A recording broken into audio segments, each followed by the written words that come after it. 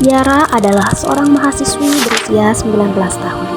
Ia mengalami penurunan motivasi, perasaan tidak berharga, dan sering menangis tanpa alasan yang jelas. Dia merasa tertekan karena tidak dapat memenuhi ekspektasi keluarganya yang menginginkan dia menjadi mahasiswi berprestasi.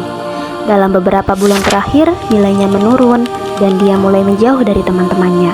Tiara datang ke konselor dengan harapan bisa memahami perasaannya dan menemukan jalan keluar dari kondisi yang membebaninya. Bismillahirrahmanirrahim. Bismillahirrahmanirrahim. Assalamualaikum warahmatullahi wabarakatuh. Perkenalkan, kami dari kelompok 2 dari mata kuliah konseling humanistik di Universitas Hamzah Wadi dengan prodi bimbingan dan konseling. Baiklah, pada video kali ini kami akan mempersembahkan tentang konseling individual dengan pendekatan humanistik, dan kami mengangkat tema tentang depresi. Saya Abdul Halik Nawawi. Saya Hijina Nazaria. Saya Siti Masito Perlianti. Saya Alvina Adidiara. Saya Imanila Anjanawati. Saya Hengga Maya Rosalia. Saya Ria Janiati. Menyaksikan.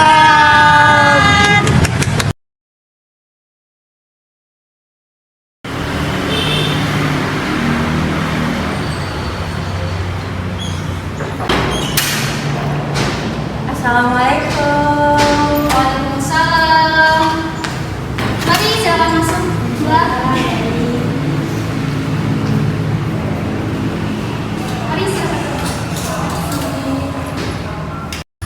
Oke Mbak Tiara, bagaimana kabarnya hari ini? Alhamdulillah baik sih. Saya sangat senang Mbak Tiara kesini. Sepertinya ada keperluan yang ingin diceritakan dengan saya, bisa saya dengar? Gimana ya cara ngomongnya? Soalnya akhir-akhir ini saya ngerasa kurang baik, kayak sering ngerasa cemas berlebihan. Terus saya juga nggak tahu penyebabnya apa, makanya saya kesini, mungkin sudah bisa bantu saya. Saya memahami perasaan cemas itu, Tiara. Tidak apa-apa merasa seperti itu. Saya ingin kamu tahu bahwa ini adalah ruangan yang aman dan saya di sini untuk mendengarkan tanpa menilai. Kamu sudah melakukan langkah yang luar biasa dan datang ke sini. Apa yang ingin kamu bicarakan hari ini? Akhir-akhir ini saya merasa tertekan, Bu.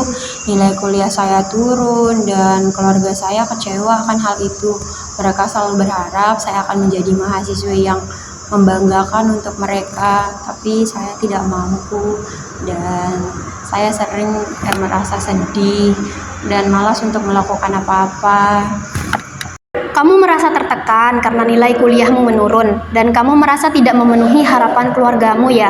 Perasaan sedih itu sepertinya semakin membuatmu sulit melakukan aktivitas sehari-hari.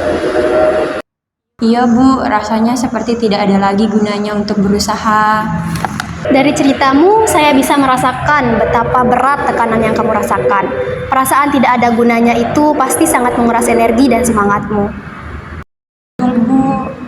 Saya merasa saya tidak dihargai sama sekali di keluarga saya. Tiara, saya ingin kamu tahu bahwa perasaanmu itu sangatlah valid dan tidak apa-apa untuk merasa seperti ini. Kamu penting dan keberadaanmu berharga. Meskipun saat ini kamu merasa sulit melihatnya. Saya ingin mengerti lebih dalam, Tiara, ketika kamu merasa tidak dihargai, apa yang biasanya muncul dalam pikiranmu? Saya berpikir, saya ini gagal. Keluarga saya pasti malu punya anak seperti saya. Saya mendengar rasa kecewa yang besar terhadap dirimu sendiri. Kamu merasa seperti mengecewakan keluargamu ya? Tapi, apakah kamu pernah berbicara dengan mereka tentang apa yang kamu rasakan?